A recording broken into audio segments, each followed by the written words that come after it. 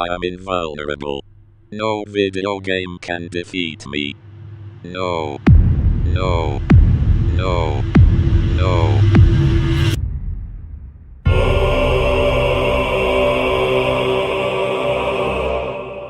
Maybe a worthy challenge.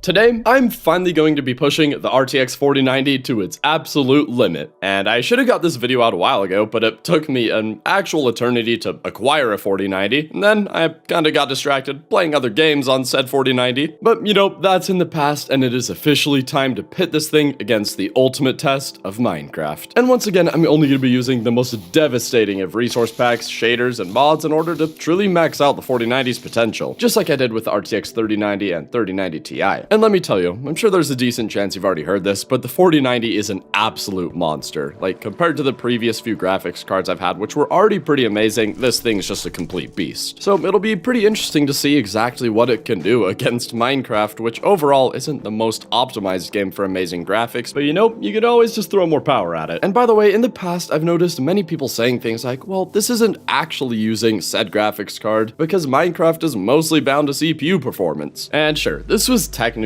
true like 10 years ago, but as of now, Minecraft uses way more power on the GPU side than it did before, and that's not even mentioning when you have shaders going. When you do, your computer's gonna likely be using close to 100% of the graphics card power, so do keep that in mind. And for this video, I'll be recording everything at 4K, which is literally 4 times the resolution of 1080p, and much more demanding. I'm trying to throttle the 4090 after all, so I'm throwing everything I possibly can at it. And by the way, I still paid for this graphics card out of pocket, which was not particularly cheap. I still haven't seen that sweet Nvidia sponsorship, maybe one day, but I know you guys want to see this happen, and so do I, so here we are. And anyway, I believe I've done enough explaining, and now it's time to see what the 4090 is truly capable of. So to start things off, I'm gonna see just how unnecessarily high I can get my FPS, and there's little to no benefit of sending your FPS past like your monitor's refresh rate, but I don't care. I'm doing this because I can. And this is the one test that is actually potentially gonna use more of the processor than the 4090, so to start things off, I suppose we're gonna be pushing both the 4090 and the 13700K to the brink. With some fairly default settings and an uncapped frame rate with no mods installed, we're sitting around 750 FPS, but obviously we're not going to stop there. There's simply much more FPS to be had. So naturally we will install Sodium, which is one of the easiest ways to increase your FPS, and with Sodium installed, our FPS has already climbed by a couple hundred, but we can still surely squeeze out quite a bit more than this. So next I'll be lowering the game's render distance to its lowest setting, and at this point our FPS is starting to reach some pretty comical levels, but we can go further. I decided to just remove the entire world, and now we're sitting at a pretty respectable 2200 FPS, give or take. But this is where I ran into something kind of interesting. I realized that every single time I pressed F3, my FPS for a split second would be significantly higher, and then just suddenly drop down. So essentially, the F3 menu seemed to be limiting my FPS in some way. So I simply captured the FPS using Shadowplay, which revealed our FPS to be sitting anywhere from 3300 to 3900. But even at this point, I still had the game running at 4K, which means we could easily squeeze out some more performance. So I lowered the resolution to a level you probably would never actually like to play at and reached an absolutely hilarious 5000 FPS. And interestingly enough, our GPU usage is still higher than the CPU, so I guess I revoked my previous statement. But now it's time to get to the real testing. My main objective here isn't to destroy Minecraft with the RTX 4090, but rather the other way around. Just to start things off, I'm running complementary shaders as kind of a point of reference. It's one of the most popular shaders available, and I figure many of you would like to know how it runs on the 4090 at 4K, and here it's running at an extremely respectable 200 FPS. With that out of the way though, we're gonna take things up a notch. All of the shaders from here on out are ray traced, which adds some significant processing power requirements, and I'll start things off with the most well-known ray traced shader, which is SUSE PTGI, and right now I'm using the 3.0 version, and if you want a bit better performance, you should go with 2.1, but regardless, I'm using 3.0, and with the vanilla textures, I'm sitting somewhere between 80 to 100 FPS, depending on the biome. And in order to take advantage of these amazing shaders, I'll once again be using the amazing Patrick's resource pack. And Patrick's at this point is still probably my favorite resource pack that just adds incredible visuals to the game, and not only does it look amazing, but it also comes with a very sturdy performance hit. And you can pretty much already see that in action as we've lost 30 FPS just like that. And this is only the 64 resolution version. If you try to use the 256 version, chances are your game isn't even going to load. In fact, mine doesn't if I'm using Optifine, although I can just get through using Iris. This does, however, come with another massive performance hit, dropping us from 60 FPS to around maybe maybe 25. I will say though, this is a massive improvement over the result I had a few years ago back with the 3090. In that video, I only had about 7 FPS with essentially the exact same setup. And if you'd like a nice middle ground between the 64 and the 256 resolution version, there is the 128 version, which exists as well, and it literally just sits between the two when it comes to both performance and visuals. Realistically though, if you'd like to play with the Patrick's resource pack, I'd overall just recommend the 64 version because it still looks incredible regardless. Now, next I'm going to be switching out SUSE PTGI for both Nostalgia VX and Kappa RT. These are once again ray traced shaders, which by the way are created by the same author, and in my opinion, two of the best looking shaders available. I mean, for starters, with either of these shaders enabled, the Nether is downright incredible. I mean, like, other shaders look pretty great in the Nether, but really I don't think any come particularly close to this. The combination of beautiful fog and incredible glowing objects is just unmatched. But as you would expect, this comes at a pretty significant performance cost, and again, this is only the 64 resolution version of Patrick's. Switching back to 256 drops our FPS pretty significantly, although maybe not quite as bad as it did with SUSE, although we are in the Nether, which isn't quite as intensive as the overworld. And another area these shaders really excel, especially Kappa RT, is an ancient city. The low visibility combined with dynamic lighting just makes everything down here downright horrifying and beautiful at the same time. But on the other hand, I think Nostalgia VX once again takes the lead in regular caves. And really, they're both pretty amazing shaders, but you are going to need a fairly capable computer in order to run them. And between the 3 ray traced shaders I've used in this video, SUSE PTGI still takes the biggest toll on my FPS when combined with Patrick's, and when using the 256 resolution version along with the render distance of 32, I managed to bring the FPS into the single digits. And again, this is kind of the point where Minecraft itself is pretty much the bottleneck, but regardless, it's pretty fun to try and brute force it. And while I'm kind of covering ray traced shaders, I figured I'd also give Bedrock Edition RTX a try. And immediately, I noticed that for some reason my GPU usage was only at about 45%, which isn't optimal. I'm not sure if I'm supposed to change some settings or something in order to get actual full utilization, but you know, I still managed to get 70 FPS at full settings, so I guess it wasn't the absolute end of the world. Let me tell you though, in my opinion, this shader has the best indoor visuals I've covered in this video. I mean, just playing around with the light sources is incredibly entertaining to me because the shadows behave in such a believable way. The outdoor lighting, on the other hand, isn't anything incredible, but still good enough to impress. Really though, the interiors in Bedrock RTX are absolutely carrying. Overall, it's pretty crazy to see just how much performance you can squeeze out of your computer just using Minecraft. At its base, most computers can run it, yet just a few shaders and resource packs can make it one of the most demanding games available. And like I mentioned, this is partially just a Minecraft problem, not an RTX 4090 problem, but you know, at the same time, I've still made performance gains, so I suppose theoretically, at some point, even modded Minecraft won't be enough to stop the best graphics cards. We've got a long while before that happens though. And anyway, that's gonna do it for this video, and let me know what shaders you prefer the most regardless of their FPS hit. And hey, if there's any other shaders or resource packs you think I should include next time around, definitely comment those below so I can take a look at them. And if you'd like to use anything that I included in this video, you can find it all in the description below. And anyways, if you guys enjoyed this video, be sure to leave a like, comment, and subscribe. And until next time, thanks for watching.